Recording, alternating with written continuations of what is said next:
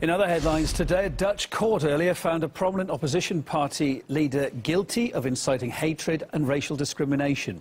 The verdict says that Geert Wilders' calls for fewer Moroccans in the country at a rally 2 years ago were demeaning and insulting.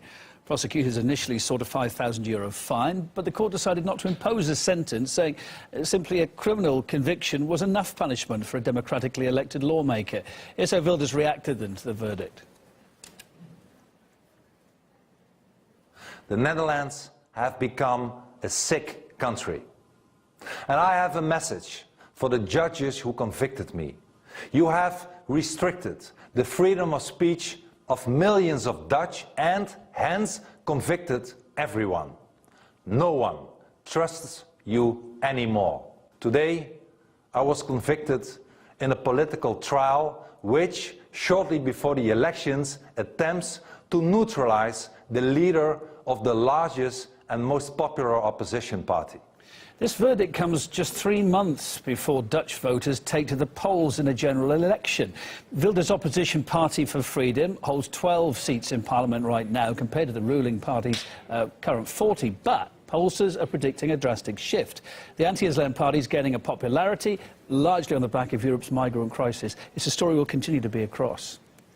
Andrew Farmer discussed the Dutch hate speech row earlier too with political commentator Mo Answer and Graham Moore of the English Democrats Party. Here's an excerpt from that rather long chat. This man has shifted his stance from no more building of new mosques to I will shut down every mosque, I will ban the Quran, I will ban the face veil, I'll ban the headscarf.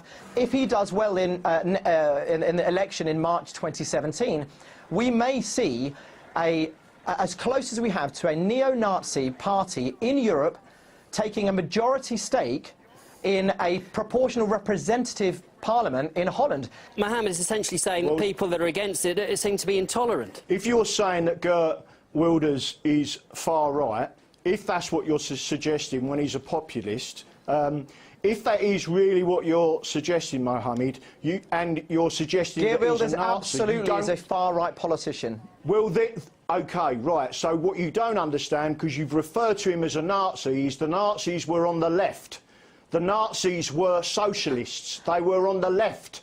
Do you understand that? The left-right divide isn't relevant here. It is impossible for him to be a Nazi. Nazism, Graham, Nazism, I've said neo-Nazi and I said fascist. Now, Nazism is predicated on the Untermensch, these group of people who are somehow unworthy, are lower than. It's based on white supremacy, it's based on an imbalance of power, it's based on totalitarian ideals, and ideals of marginalising and persecuting minorities. Debate, so you're the one that has brought up again. Guys, let's just bring it back to what Geert Wilders has said and why he's in court at the moment. I was at a music gig in Southampton yesterday and there was a couple. I had a conversation with them.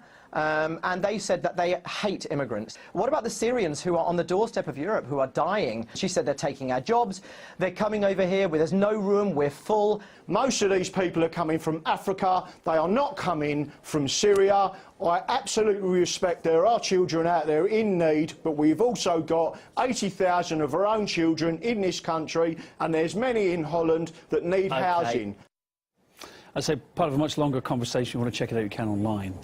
Coming up, Aleppo's impending liberation is discussed next in detail in Crosstalk for the next 30 minutes here on RT International.